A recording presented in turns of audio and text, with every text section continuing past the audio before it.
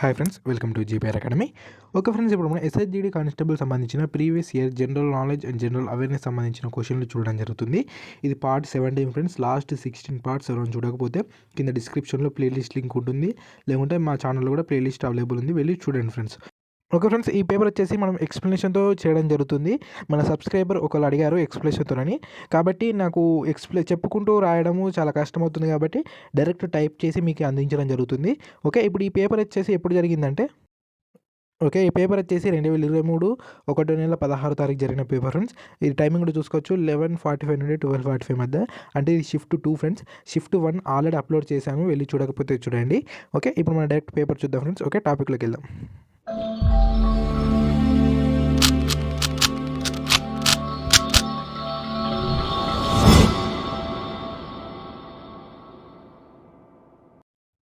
Okay, video start చేసే ముందు ఇంకా ఛానల్ ఎవరైనా సబ్స్క్రైబ్ అయితే సబ్స్క్రైబ్ చేసుకోండి, బెల్ ఐకాన్ని యాక్టివ్లో ఉంచుకోండి.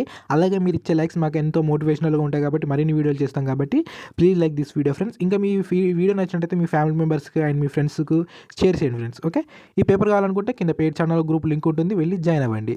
ఓకే, ఫస్ట్ క్వశ్చన్ వచ్చేసి Atal mission for reservation and urban transformation, దీన్ని అమృత్ అంటారు, ఏఎంఆర్యుటి. ఓకే, ఏఎంఆర్యుటి 2.0 అంటే 2.0 అన్నట్టు మార్గదర్శకాలు మన నగరాలను డాష్గా మార్చే రాష్ట్రాలుగా సహాయపడే లక్ష్యంతో రూపొందించబడ్డ. ఏ లక్ష్యంతో అంటే ఆన్సర్ వచ్చేసి 1 ఫ్రెండ్స్. నీరు సురక్షితంగా అంటే water secure friends.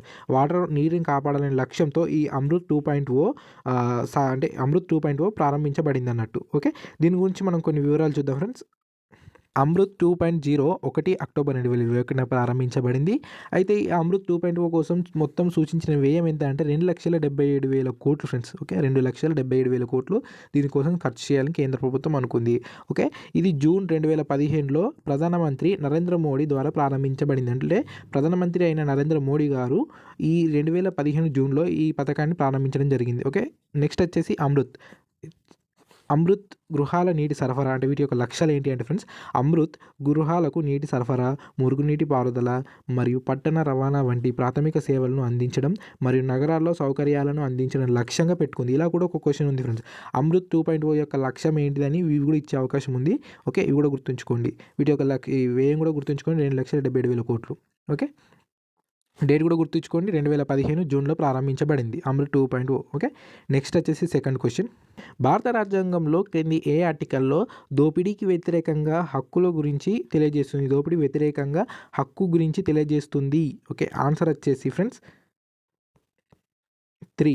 Okay, answer వచ్చేసి 3, ఆర్టికల్ 23, 24. ఓకే, ఆర్టికల్ 23, 24 అనేది ఏం చెప్తుంది అంటే దోపిడీకి వ్యతిరేకం గురించి, హక్కు గురించి చెప్తుంది. ఓకే, మిగతా ఆర్టికల్ గురించి చూద్దాం ఫ్రెండ్స్.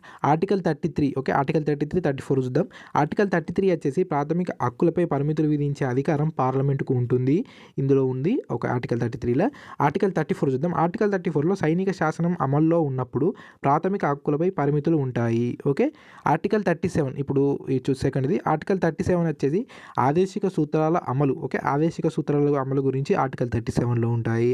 ఆర్టికల్ 38 వచ్చేసి దేశం యొక్క సంక్షేమ రాజ్యాంగ ఇందులో ఉంది ఫ్రెండ్స్. ఓకే, నెక్స్ట్ ఆర్టికల్ ఈ 23, 24 చూసాము, దారి దోపిడీ వ్యతిరేక హక్కు గురించి ఇందులో ఉంటుంది. ఆర్టికల్ 27, 28. ఆర్టికల్ 27, 28 వచ్చేసి విద్యాలయాల్లో మత బోధన నిషేధం. ఓకే, ఈ మిగతా ఆర్టికల్లో వీటిలో ఉన్నాయి మ్యాటర్ ఫ్రెండ్స్. నెక్స్ట్ వచ్చేసి థర్డ్ క్వశ్చన్ చూద్దాం. మీకు స్పీడ్ అనిపిస్తే ఆ వీడియో ఆపేసి చదువుకోండి ఫ్రెండ్స్. ఓకే, నెక్స్ట్ వచ్చేసి 3ది. ఓకే, థర్డ్ది. Identify the element the is not a metalloid. అంటే మెటలాయిడ్ కానీ మూలకాన్ని గుర్తించండి. మెటలాయిడ్ కానీ మూలకాన్ని గుర్తించండి. ఏది ఫ్రెండ్స్? ఆన్సర్ వచ్చేసి 1, జినాన్. Okay, xenon. వీటి యొక్క పరమాణు సంఖ్య మరియు గుర్తులను కూడా చూద్దాం ఫ్రెండ్స్. ఓకే, జినాన్ని XE అంటారు ఫ్రెండ్స్. దీని యొక్క చిహ్నం ఏంటిది? XE. పరమాణు సంఖ్య వచ్చేసి 54, 54. మరియు పొలోనియంని చాలా అరుదైన సహజ మూలకం ఫ్రెండ్స్ అది. దీని చిహ్నం ఏంటిదంటే PO. ఓకే, POగా గుర్తిస్తారు. పరమాణు సంఖ్య వచ్చేసి 84. ఓకే, 84. నెక్స్ట్ వచ్చేసి టెల్లూరియం. ఓకే, టెల్లూరియం వచ్చేసి TE. దీని యొక్క గుర్తు ఏంటిది? TE. దీని యొక్క పరమాణు సంఖ్య 52, 52 అన్నట్టు. ఓకే, నెక్స్ట్ వచ్చేసి జెర్మేనియం. ఓకే, ఇక్కడ జెర్మేనియం యొక్క గుర్తు ఏంటిది? జీఈ. Okay, GE. మరి పరమాణు సంఖ్య 32 ఏంటి? జెర్మేనియం యొక్క పరమాణు సంఖ్య 32. నెక్స్ట్ వచ్చేసి నెక్స్ట్ క్వశ్చన్ చూద్దాం. ఫోర్త్ది, నికర జాతీయ ఉత్పత్తికి సంబంధించిన కింది వాటిలో సరైనది ఏది? ఓకే, ఆన్సర్ వచ్చేసి 1 friends. NNP equal to GNP minus తగ్గుదల. అంటే నికర జాతీయ ఉత్పత్తి యొక్క సూత్రం ఏంటిది అంటే NNP equal to GNP minus తగ్గుదల. ఓకే, ఈ ఎన్ఎన్పి జిఎన్పి అంటే తెలియకపోతే కింద మీకు ఇవ్వడం జరిగింది, చూద్దాం ఫ్రెండ్స్ ఏంటిదని. ఓకే, ఈ ఎన్ఎన్పి జిఎన్పి అంటే ఏంటో చెప్తా ఫ్రెండ్స్. ఎన్ఎన్పి అంటే నెట్ నేషనల్ ప్రోడక్ట్. ఓకే, దీన్ని తెలుగులో వచ్చేసి నికర జాతీయ ఉత్పత్తి అంటారు. మరి జిఎన్పి అంటే గ్రూస్ నేషనల్ ప్రోడక్ట్, దీన్ని స్థూల జాతీయ ఉత్పత్తి అంటారు. నెక్స్ట్ వచ్చేసి డిప్రిషియేషన్ అంటే తగ్గుదల. ఓకే, దీని యొక్క సూత్రం ఏంటిది? National net product equal to gross national product minus depreciation. అంటే నికర జాతీయ ఉత్పత్తి ఈక్వల్ టు స్థూల జాతీయ ఉత్పత్తి మైనస్ తగ్గుదల, దీని యొక్క సూత్రం. Okay, next fifth question. 1867లో బొంబాయిలో ఏ సంస్థ స్థాపించబడింది? అంటే 1867లో బొంబాయిలో స్థాపించబడిన సంస్థ పేరు వచ్చేసి 2 ఫ్రెండ్స్, ప్రార్థనా సమాజం. ఓకే, ప్రార్థనా సమాజం స్థాపించబడింది. వీటిలోకి వివరాలకు వెళ్తే ఓకే, ప్రార్థనా సమాజ్ 31 మార్చ్ 1867 కేశవ్ చంద్ర సేన్ మహారాష్ట్రను సందర్శించినప్పుడు ఆత్మారాం పాండురంగ చేత స్థాపించబడింది. ఓకే, దీని యొక్క ప్రార్థనా సమాజ్ యొక్క ఫౌండర్ ఎవరు అంటే ఆత్మారాం పాండురంగ. ఓకే, బ్రహ్మ సమాజ్ తెలుసు కదా ఫ్రెండ్స్, బ్రహ్మ సమాజ్ స్థాపకుడు అంటే ఫౌండర్ ఎవరు కింద కామెంట్ రూపంలో తెలియజేయండి ఫ్రెండ్స్. ఓకే, నెక్స్ట్ వచ్చేసి థియోసాఫికల్ సొసైటీ, దీని యొక్క ఫౌండర్ చూద్దాం. మేడం హెచ్పి బ్లావర్స్ మరియు కల్నల్ ఎంఎస్ వోల్కట్ 1875. ఓకే, 1875లో అమెరికాలో థియోసాఫికల్ సొసైటీని స్థాపించారు. ఎక్కడ ఫ్రెండ్స్? అమెరికాలో స్థాపించారు. ఎప్పుడు? 1875. ఓకే, నెక్స్ట్ వచ్చేసి బెంగాల్ యంగ్ ఉద్యమం, అది ఉద్యమం సంబంధించింది ఫ్రెండ్స్. నెక్స్ట్ వచ్చేసి రామకృష్ణ మిషన్ వచ్చేసి స్వామి వివేకానంద 1897లో 1897లో కలకత్తా సమీపంలో బేలూరులో రామకృష్ణ మిషన్ను స్థాపించారు. ఎవరు? స్వామి వివేకానంద. ఓకే, గుర్తుందిగా ఫ్రెండ్స్. నెక్స్ట్ వచ్చేసి 6th క్వశ్చన్. ఓకే, 2015లో ప్రణాళిక సంఘం డ్యాష్తో భర్తీ చేయబడింది. దేంతో భర్తీ చేయబడింది అంటే ఆన్సర్ వచ్చేసి 1 ఫ్రెండ్స్, నీతి ఆయోగ్. దీని ప్లేస్లో నీతి ఆయోగ్ వచ్చింది. ఓకే, ఈ ప్రణాళికలు అనేటివి చాలా ఇంపార్టెంట్ అని మీకు చెప్తూనే ఉన్నాను ఫ్రెండ్స్. ఈ ప్రణాళికల పైన మినిమం ఒక క్వశ్చన్ వచ్చే అవకాశం ఉంది కాబట్టి ప్రతి షిఫ్ట్లోనూ వీటిని చాలా జాగ్రత్తగా చదువుకోండి. వీటిపైన నేను వీడియో కూడా చేశాను. ఇయర్స్ని ఎలా గుర్తుంచుకోలేదు మెయిన్ ఫ్రెండ్స్, ఇయర్స్ని గుర్తుంచుకోవాలి. నెక్స్ట్ కొన్ని మెయిన్ పాయింట్స్ కూడా చెప్పాను. కింద డిస్క్రిప్షన్ లింక్ ఉంటుంది, వెళ్ళి చూడండి. అలాగే మన ఛానల్ కూడా ఉంటుంది, వెళ్ళి చూడొచ్చు మన ఛానల్ని. ఓకే, ఈ నీతి ఆయోగ్ యొక్క ఫుల్ ఫామ్ మరియు కొన్ని డీటెయిల్స్ కూడా చూద్దాం. ఓకే, నీతి ఆయోగ్ ఫుల్ ఫామ్ వచ్చేసి national institute for transforming India. Okay, national institution for transforming India, ఇది ఫుల్ ఫామ్. మరియు దీని యొక్క ప్రధానమంత్రి చైర్పర్సన్గా ఉంటారండి. ఇప్పుడు ప్రధానమంత్రి ఎవరు? నరేంద్ర మోడీ ఇప్పుడు చైర్పర్సన్గా ఉన్నారు. ఇప్పుడు ప్రస్తుతం నీతి ఆయోగ్లో ఉన్నారని వచ్చింది. ప్రస్తుతం నీతి ఆయోగ్ వైస్ చైర్పర్సన్ ఎవరు అంటే సుమన్ బేరీ ఫ్రెండ్స్. ఓకే, సుమన్ బేరీ అనే వ్యక్తి వైస్ చైర్మన్గా ఉన్నాడు, చైర్పర్సన్గా. నెక్స్ట్ వచ్చేసి దీని ప్రధాన కార్యాలయం ఎక్కడ ఉంది? న్యూఢిల్లీలో ఉంది. ఓకే, ప్రధాన కార్యం న్యూఢిల్లీ. మరియు ఇంకోటి ఏంటిదంటే ఫ్రెండ్స్, ఇది సెకండ్ది NABFID, దీని యొక్క ఫుల్ ఫామ్ చూద్దాం ఫ్రెండ్స్. దాని యొక్క ఫుల్ ఫామ్ వచ్చేసి ఇది friends, national bank of financing infrastructure and development. Okay, next వచ్చేసి ఫోర్త్ది కాంపిటేటివ్ కమిషన్ ఆఫ్ ఇండియా యొక్క ఇది ఎప్పుడు స్థాపించబడింది అంటే competition commission of India October 14, 2003 2003 October 14న ఇది స్టార్ట్ అయింది. ఓకే, గుర్తుంచుకోండి డేట్ కూడా. నెక్స్ట్ వచ్చేసి సెవెంత్ది నార్మన్ బోర్లాగ్ ప్రపంచంలో హరిత విప్లవ పితామహుడు. అయితే డాష్ దేశానికి చెందినవారు అంటే నార్మన్ బోర్లాగ్ ఏ దేశానికి చెందినవాడు అంటే ఆన్సర్ వచ్చేసి 3 ఫ్రెండ్స్, అమెరికాకు చెందిన వ్యక్తి. ఓకే, నార్మన్ బోర్లాగ్ నోబెల్ శాంతి బహుమతి అవార్డును పొందారు. ఇంకా నెక్స్ట్ వచ్చేసి వ్యవసాయ పితామహుడు మంకొంబు సాంబశివన్ స్వామినాథన్. ఓకే, మంకొంబు సాంబశివన్ స్వామినాథన్, గుర్తుంచుకోండి వీరి పేరు. ఇతను ఇండియాకి చెందిన వ్యక్తి. ఓకే, నెక్స్ట్ క్వశ్చన్ చూద్దాం. ఓకే, అవుతుంది. United nation for framework convention of climate change COP27 సందర్భంగా స్వీడన్తో లీడ్ ఐటీ సమ్మిట్ను కింది భారతీయ మంత్రుల్లో ఎవరు నిర్వహించారు? ఏంటి friends? United nation framework convention on climate change, దీన్ని స్వీడన్తో కలిసి కింది భారతీయ వ్యక్తులు ఎవరు అంటే ఆన్సర్ వచ్చేసి ఆన్సర్ వచ్చేసి 4 ఫ్రెండ్స్, భూపేందర్ యాదవ్. ఓకే, భూపేందర్ యాదవ్. ఇతను ఏ మంత్రిత్వ శాఖకు చెందినవాడు అంటే ఇది friends, environment, forest and climate change and labour and employment, ఈ మంత్రిత్వ శాఖకు చెందిన వ్యక్తి ఇతను. ఓకే, నెక్స్ట్ వచ్చేసి గజేందర్ షెకావత్, ఫస్ట్ ఉన్న వ్యక్తి గజేందర్ సింగ్ షెకావత్ అనే వ్యక్తి కేంద్ర జలశక్తి శాఖ మంత్రిగా బాధ్యతలు నిర్వహిస్తున్నాడు. ఏంటి, కేంద్ర జలశక్తి శాఖ మంత్రిగా. నెక్స్ట్ వచ్చేసి నారాయణ రాణే. ఓకే, నారాయణ రాణే వచ్చేసి సూక్ష్మ, చిన్న, మధ్యతరహా పరిశ్రమల మంత్రిత్వ శాఖగా పనిచేస్తున్నారు. నెక్స్ట్ వచ్చేసి కిరణ్ రిజిజు. ఓకే, కిరణ్ రిజిజు వచ్చేసి 2023 మే 18 నుండి కేంద్ర భూ విజ్ఞాన శాఖ మంత్రిగా బాధ్యతలు నిర్వహిస్తున్నారు. ఇవి కూడా ఇంపార్టెంట్ ఫ్రెండ్స్, వీళ్ళ పేరు మరియు వీళ్ళు నిర్వహిస్తున్న మంత్రిత్వ శాఖలు కూడా ఇంపార్టెంటే. ఓకే, నెక్స్ట్ వచ్చేసి 9th క్వశ్చన్. ఓకే, 9వది, రైల్వే ఇయర్ బుక్ 2019-20 ప్రకారం భారతదేశంలో నారో గేజ్ పొడవు అంటే కిలోమీటర్లలో ఎంత అని అంటారు.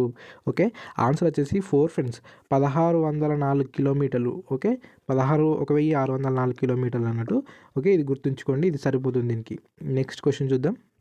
నెక్స్ట్ 10వది. ఓకే, ఐసీసీ అండర్-19 క్రికెట్ ప్రపంచ కప్ 2022 క్రింది ఏ దేశాల్లో నిర్వహించబడింది అంటే 2022 అండర్-19 ప్రపంచ కప్ అనేది ఎక్కడ జరిగింది అంటే ఏ దేశంలో జరిగింది అంటే ఆన్సర్ వచ్చేసి 2 ఫ్రెండ్స్, వెస్టిండీస్. ఓకే, వెస్టిండీస్లో వీటిని నిర్వహించడం జరిగింది. ఇది వచ్చేసి అండర్-19 ప్రపంచ కప్ యొక్క 14వ ఎడిషన్ ఫ్రెండ్స్, ఇది 14వ ఎడిషన్ ఇది.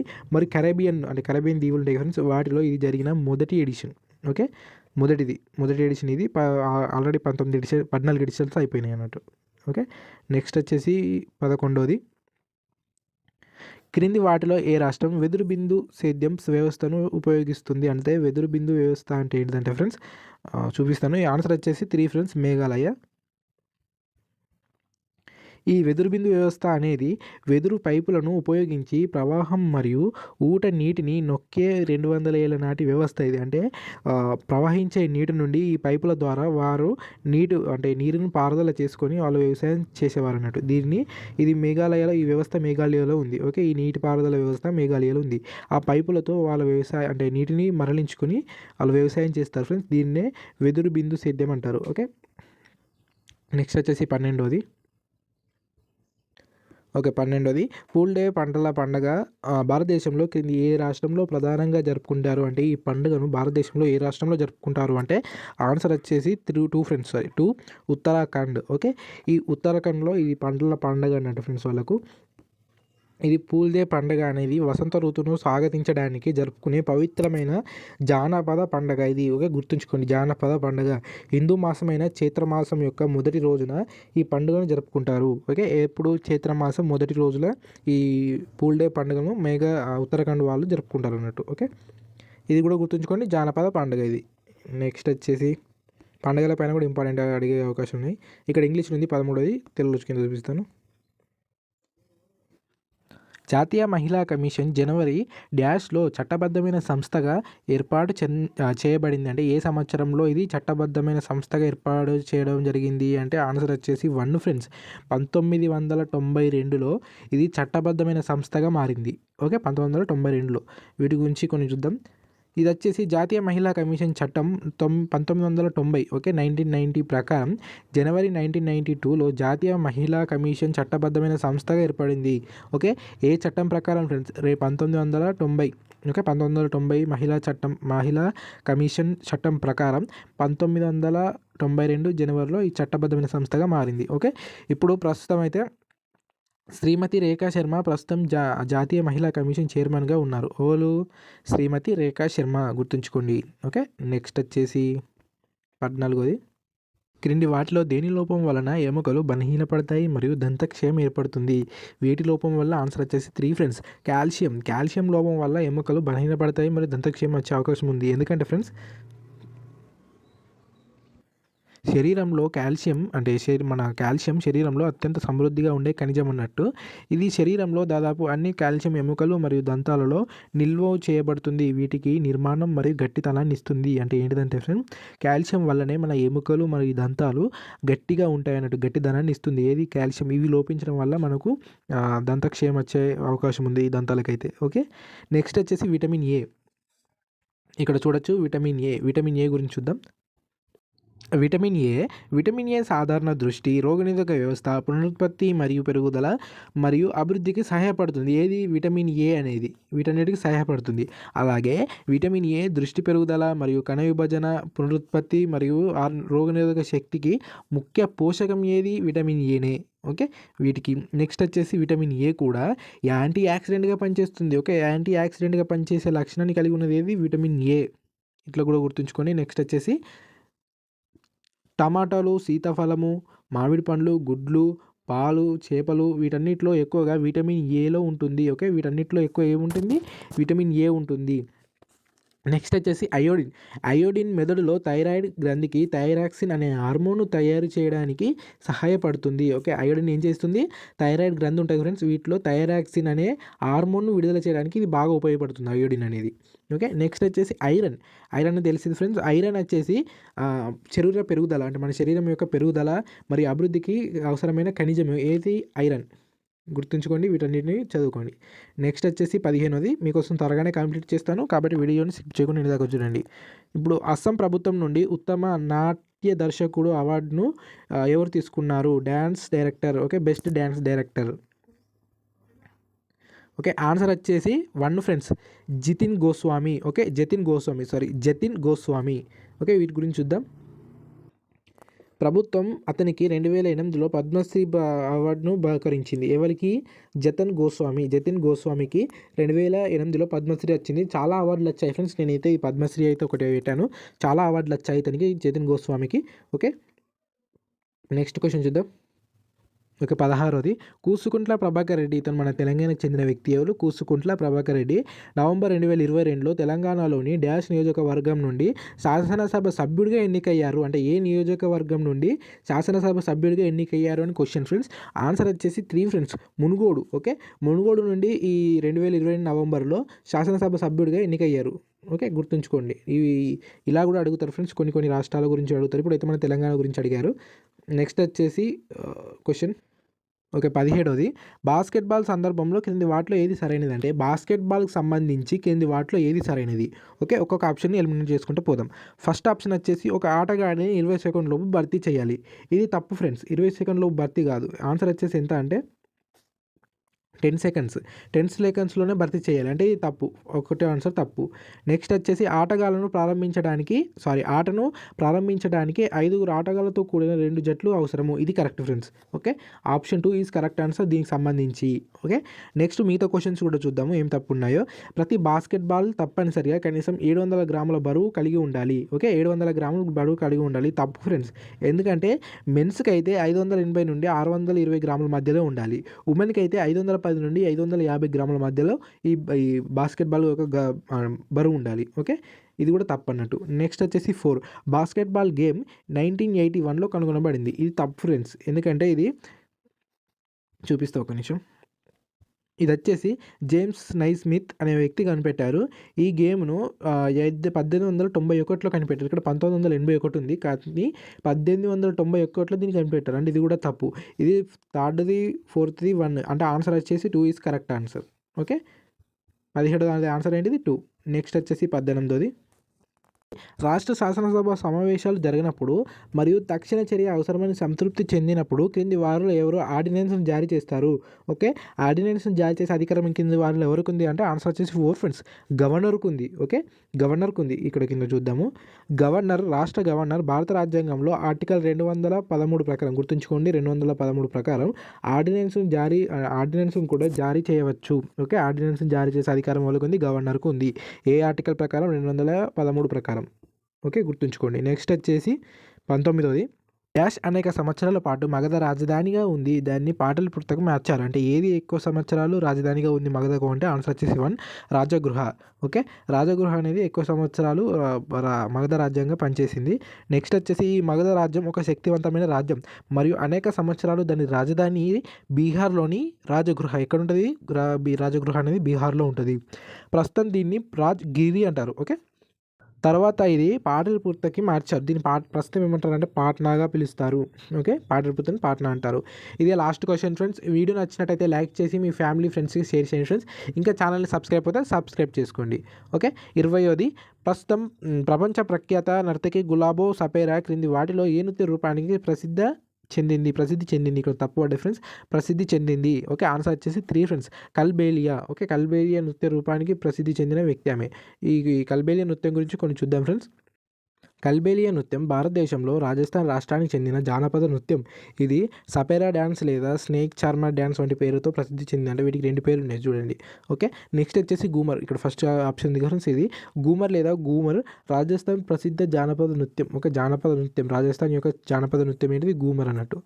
నెక్స్ట్ వచ్చేసి అంటే ఈ గూమర్ అనే డ్యాన్స్ బిల్ తెగవారు దీన్ని ముందుగా నిర్వహించారు. అంటే వీళ్ళు కనిపెట్టారు బిల్ తెగవారు.